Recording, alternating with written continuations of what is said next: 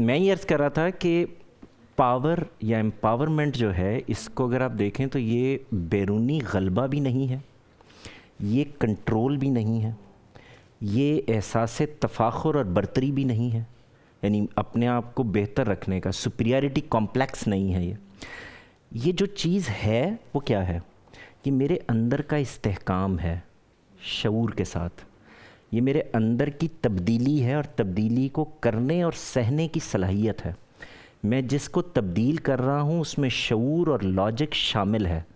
میں سوچتا ہوں، میں سمجھتا ہوں اور فیصلہ کر لیتا ہوں، لیکن صرف فیصلہ نہیں کرتا، میں فیصلے کے ساتھ کھڑے ہونا جانتا ہوں۔ یہ ہے وہ بنیاد جس کو ہم امپاورمنٹ کہتے ہیں۔ اگر یہ حاصل نہیں ہو رہی اور آپ کے اندر یہ تبدیلی شعوری نہیں ہے، دیکھیں ایک ماں بنتی ہے نا، ایک لڑکی بیوی بنتی ہے، عورت بنتی ہے، ماں بنتی ہے، یہ وہ تمام سٹیپ ہیں نا جو لڑکے کی زندگی میں بھی آ رہے ہیں، لڑکی کی زندگی میں بھی آ رہے ہیں، یہ شعوری ہیں، یہ استحکام دے رہے ہیں، یہ میرے اندر کے شعور کو زندہ رکھے ہوئے ہیں۔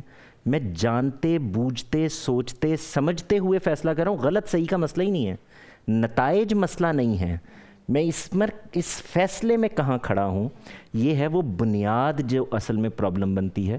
تو عرض صرف یہ ہے کہ اپنے اندر کی شعوری تبدیلی پر کام کریں۔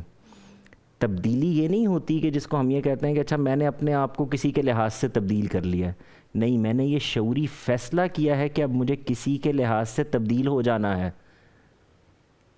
آپ غور کر کے دیکھیں، بات وہی بنے گی، لیکن اس میں میرا شعور شامل ہو گیا ہے۔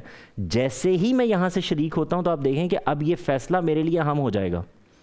جیسے ایک عورت جب یہ شعوری فیصلہ کرتی ہے کہ اس کو ماں بننا ہے تو وہ ایک اور جگہ سے بیہیو کرتی ہے، اور جب وہ غیر شعوری طور پر صرف جذبات میں آ کر یہ کام کر بیٹھتی ہے تو وہ اپنا پیدا کیا ہوا بچہ گرانے کے لیے تیار ہو جاتی ہے۔ یہ ہے وہ بنیاد جس کو سمجھنے کی ضرورت ہے، یہ وہ استحکام ہے میرے اندر کا جس کو سمجھنے کی ضرورت ہے۔ اور یہ میں آخری کامنٹ اس لیے کر رہا ہوں کہ اس پہ ہم نے آگے بات کرنی ہے انشاءاللہ، اور لازماً کریں گے۔